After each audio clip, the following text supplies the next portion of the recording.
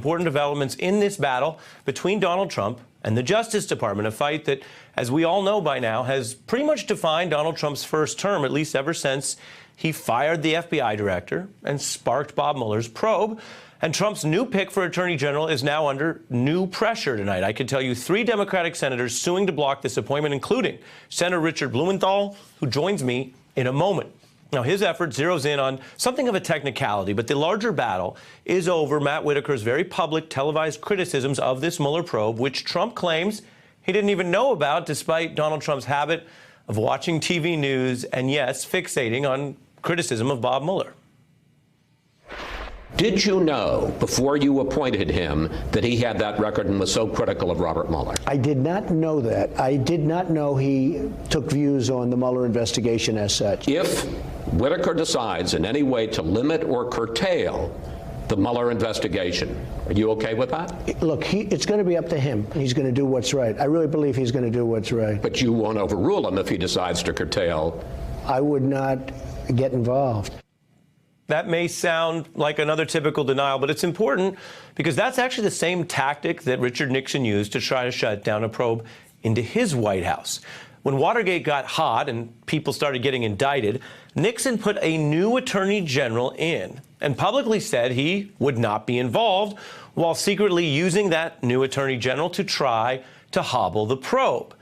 This may be the same game plan playing out right now, along with the same claims that a chief executive doesn't need to honor a subpoena for testimony. Is that your final position, that there's going to be no sit-down interview and nothing, written or in person, on obstruction? I would say probably. Probably. I mean, I can change my mind, but probably. That is a muddled position because Trump's claiming he will answer written questions about collusion, but refuses to answer written questions about obstruction. Now, his lawyers are telling NBC tonight they'll turn in those collusion answers to Mueller this week. And Trump finally admitting he will fight any sit-down interview with Mueller, which reveals he has been blustering for months. Now, to be clear, any president does have a legal right to contest a subpoena in court and fight that out so long as the president ultimately follows any decision by the courts.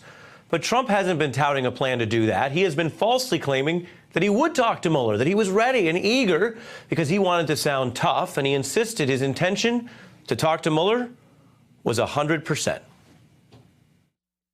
Would you be willing to speak under oath to give your version of 100%.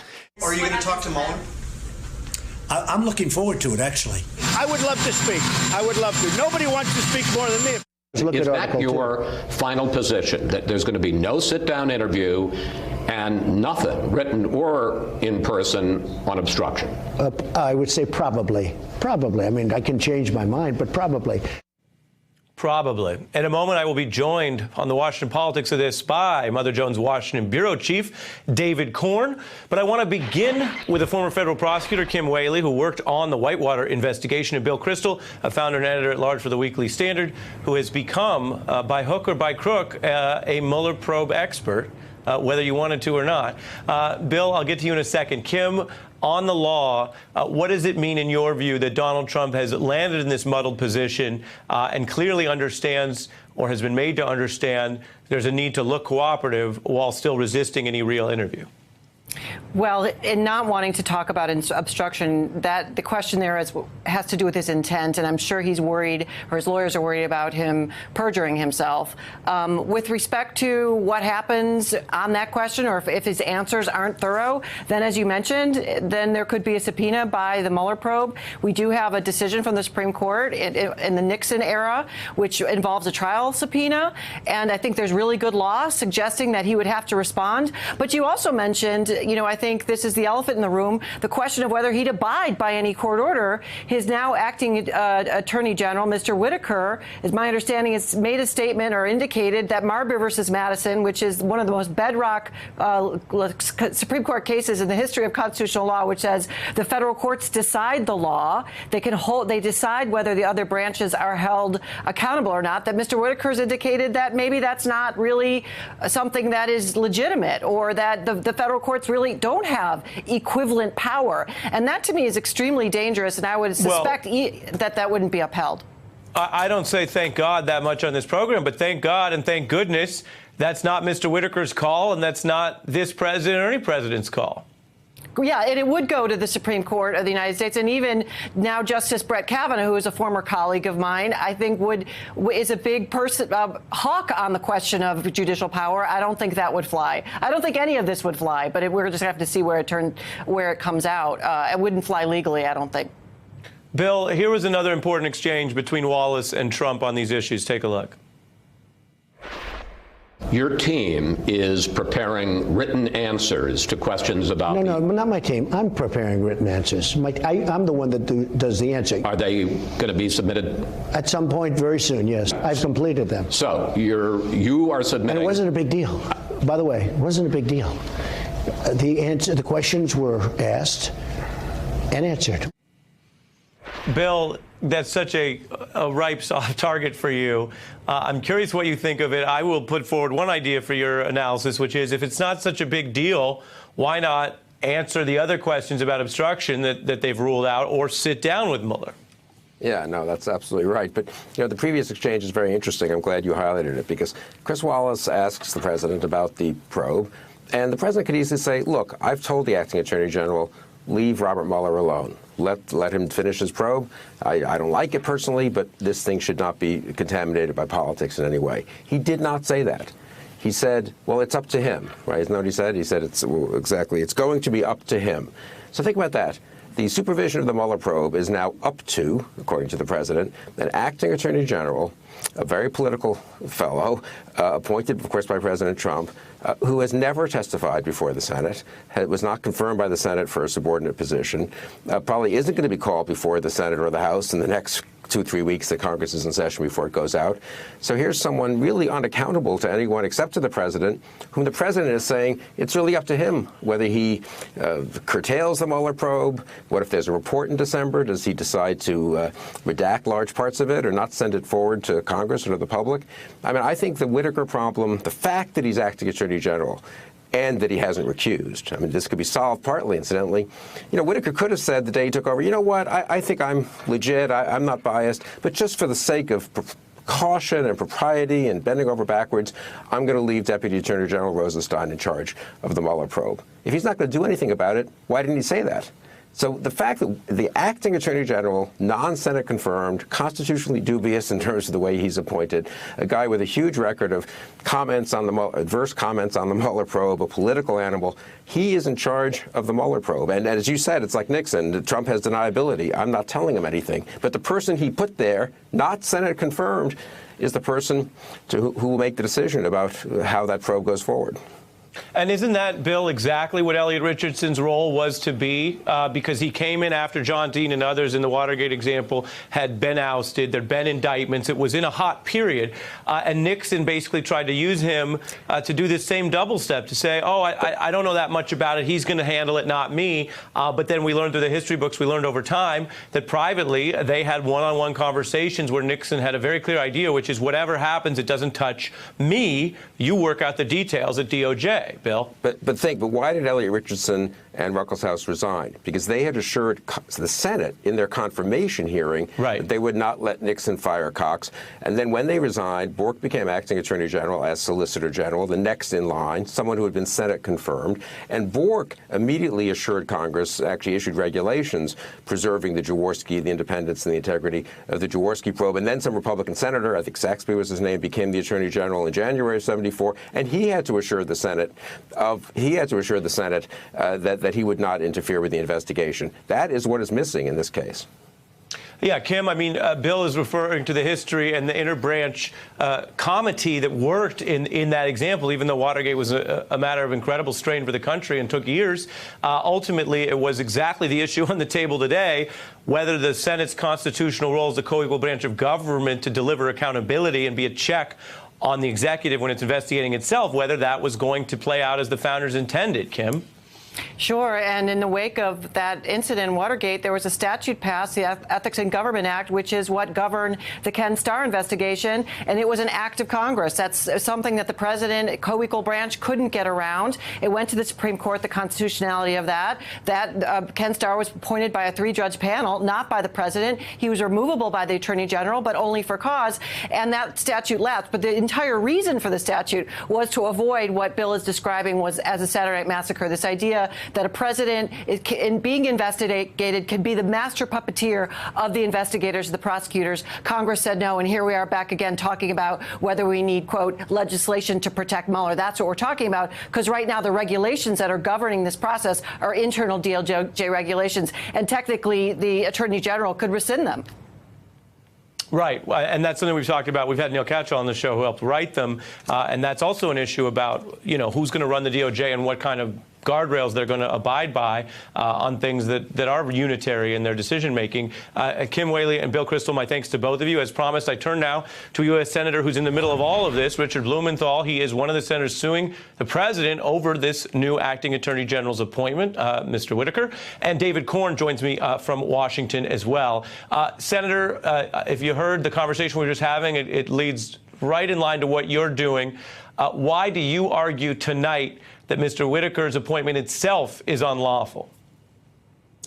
This appointment of Matt Whitaker is an end run around the Constitution, an evasion of that system of checks and balances that Americans rightly prize. Essentially, what the president has done is install a lackey or lapdog, exactly what the Constitution sought to prevent.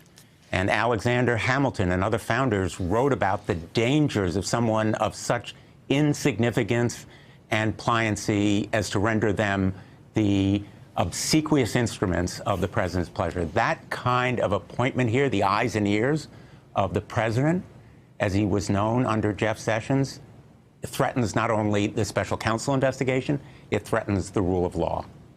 I think you make the point forcefully, and we were just discussing how vital it is to have this kind of accountability. I think your problem, and I share with viewers my unvarnished, objective view of your problem in the courts, is not whether or not what you're saying sound good, Senator, but whether or not this is really going to have any traction based on what past Justice Department lawyers have said, even not in the Trump era. So let me read to you for your response tonight. Both in 2007 and this year, DOJ lawyers advised different presidents they may legally name an acting attorney general who did not have Senate confirmation, so long as the person meets the requirements in the federal law on vacancies, such as serving in a senior post at the DOJ for over a year, which, as you know, applies to Mr. Whitaker. And so my question to you is not whether you should be right, whether it would be a good idea for your goal to actually be achieved, but rather whether you have a real problem here in the courts that they're going to look to DOJ guidelines from even before this year that say, look, this is a situation under the Federal Vacancies Act that can be lawful. Well, let's break it down, Ari, as I know you would want to do. First of all, the Office of Legal Counsel, which I respect generally, is not a court, and the courts will test their opinion, which has never been challenged in court before. There is no precedent, none, for this kind of appointment in recent times. The most recent was in 1866 for a week-long appointment of an acting attorney general. The Constitution of the United States trumps, permit me to say so, the Vacancies Reform Act of the Congress, which they rely on here. And in fact, the succession clause and act of the statutes also would seem to trump it. So we can make a lot of lawyers' arguments, but what we have here is a denial of senators' right to do their job. The right to vote and the responsibility. So does that mean for you to win, and I respect your point, you're referring to the Office of Legal Counsel, which is smart and influential, but obviously doesn't have the same power as a court. For you to win, does that mean that office at DOJ has to be wrong in 2007, and part of the Federal Vacancies Act has to be wrong?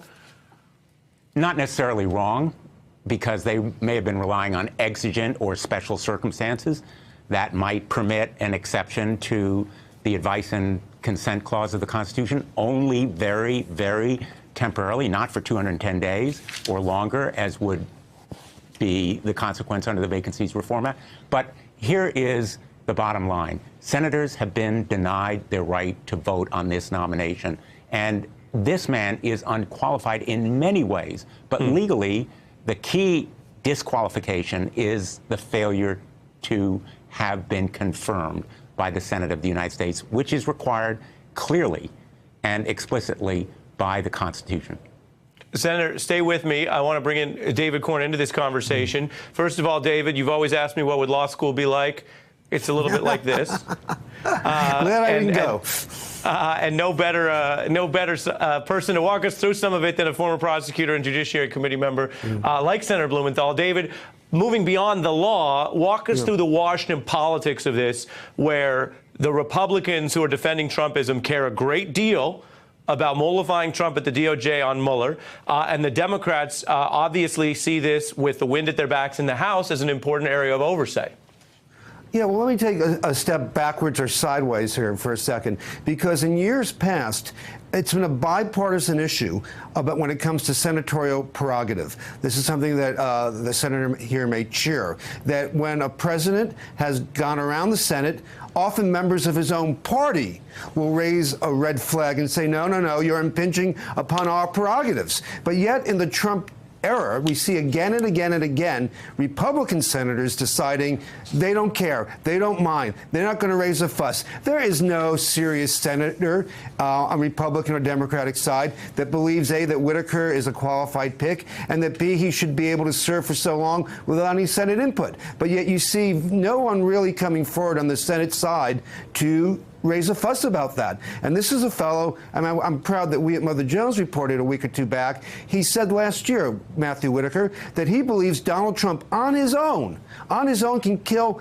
any federal investigation. The Mueller probe, anything that a DEA agent does, an FBI, an RS agent, he has that executive power. There are very, very few Republican senators who actually buy that guff. And so they're not coming forward. So you see the situation, and I think it is a bit sad when you have Democratic senators raising these process issues about good government and Republicans running and hiding, and you do have the House Democrats who are about to take control saying, well, you know what?